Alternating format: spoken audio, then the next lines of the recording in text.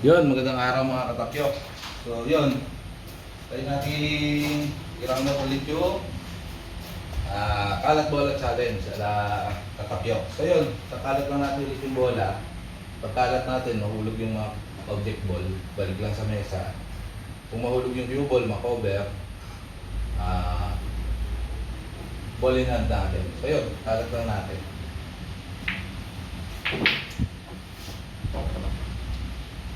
Yun, nahulog 5.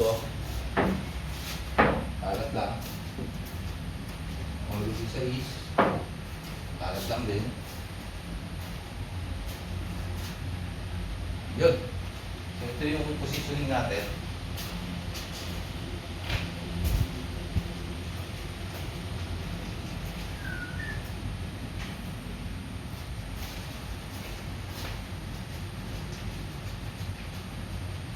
Siguro, focus lang ako, ibabaw, kanan.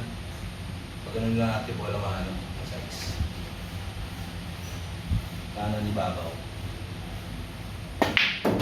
Naku, ay na yata. Pa, wala ng focus ko. Yun lang, medyo may na focus natin. So ang aim ko doon dapat pag ganun.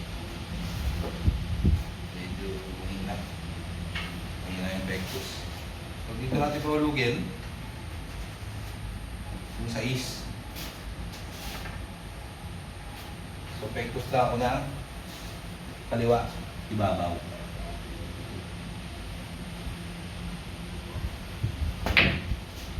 Yun. Lakas pa rin ang tira.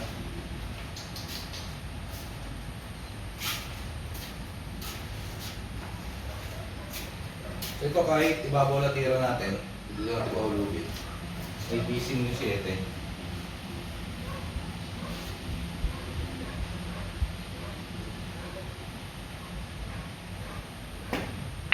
Yun, dali. Yun, buti tumungkil. Pero maganda naman yung takbo. Tumungkil. Medyo nalapit yung bola maano.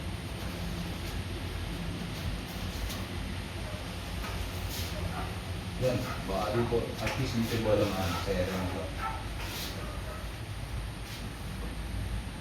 So ito kahit ibabaw lang din. Good.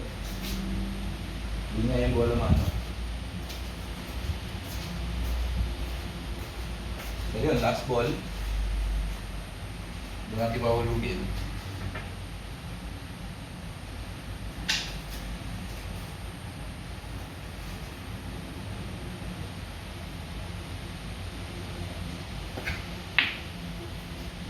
Yun.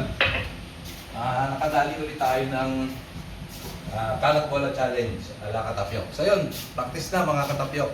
Mga malaking bagay.